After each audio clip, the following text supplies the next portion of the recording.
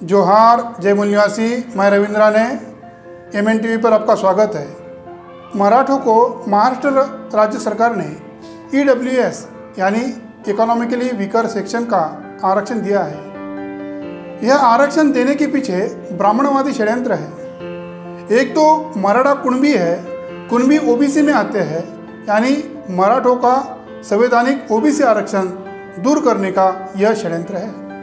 महाराष्ट्र के विदर्भ क्षेत्र में रहने वाले मराठों ने स्वयं को कुणबी माना, उनको OBC का आरक्षण का फायदा मिल रहा है। देश के पहले कृषि मंत्री डॉक्टर पंजाबराव देशमुख कुणबी थे। डॉक्टर पंजाबराव देशमुख जब महाराष्ट्र के मराठवाड़ा और पश्चिम महाराष्ट्र के क्षेत्र में जाकर मराठों को कुणबी लगाने के कहते थे, तब मराठा लोगों में अहंकार की भावना निर्माण थी। उस समय अहंकार की भावना हो सकती है। मराठों के पास जमीनें थी, महाराष्ट्र हो या केंद्र की राजनीति में हो, वो राजनीति की पकड़ थी। उनको आरक्षण का मतलब भीख है, सरकारी दामाद होने के बराबर है। यह ब्राह्मणवादी मानसिकता की ब्राह्मणों ने पीठ बनाई थी। जागतिकीकरण की वजह से खेती समाप्त हो गई। महाराष्ट्र के मराठों की राजनीति हो या भारत के तमाम बहुजनों की राजनीति RSS और EVM के प्रभाव से खत्म हो गई। आज उनको राजर्षि शाहू महाराज का प्रतिनिधित्व का सिद्धांत समझ में आ रहा है। तभी महाराष्ट्र में मराठों के कई मराठा क्रांति मोर्चे निकले थे। मराठा OBC है यानी शूद्र है, शूद्र नहीं है तो छत्रपति शिवाजी महाराज का राज्याभिषेक किस आधार पर नकारा था? कुछ साल पहले पुणे महाराष्ट्र में डॉक्टर खोले नामक ब्राह्मण अधिकारी महिला के यहाँ निर्मला यादव नामक की मराठा जाति की महिला भोजन बनाने का काम करती थी। जब डॉक्टर खोले को पता चला कि निर्मला यादव मराठा है, शूद्र है, तो उसे रसोई के काम से निकाल दिया और उसके विरोध में FIR भी दाखिल किया। यानी ब्राह्मण धर्म शास्त्रों के अनुसार आज के तारीख में भी ब्राह्मणों के सामने मराठा शूद्र है। मद्रास हाईकोर्ट का निर्णय 1924 में आया था। उसका पेज नंबर 229 मराठा क्षत्रिय नहीं है बल्कि वो शूद्र है। अकेले मराठा जाति को आरक्षण नहीं दिया जा सकता है तो देश भर मराठा जाति के साथ साथ upper layer OBC, Patidar, Jat, Gurjar, कापू, इन जातियों का एक प्रवर्ग बनाने से आरक्षण दिया जा सकता है। वह संवैधानिक भी बन सकता है।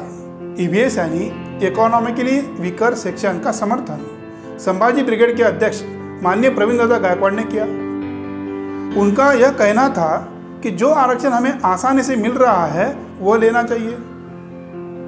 WBS आरक्षण का समर्थन की भूमिका उनकी नहीं थी, वह कांग्रेस राष्ट्रवादी की भूमिका थी। मराठों का क्षत्रियकरण करना, जो मराठे डिब्राह्मणाइजेशन हुए उनका ब्राह्मणाइजेशन करना है, यानी मराठों को सवर्णों के लाइन में खड़ा करना है। दूसरी बात उन्होंने कही, अब तो सभी जगह निजीकरण हुआ है, अब कुछ नहीं हो सकता है।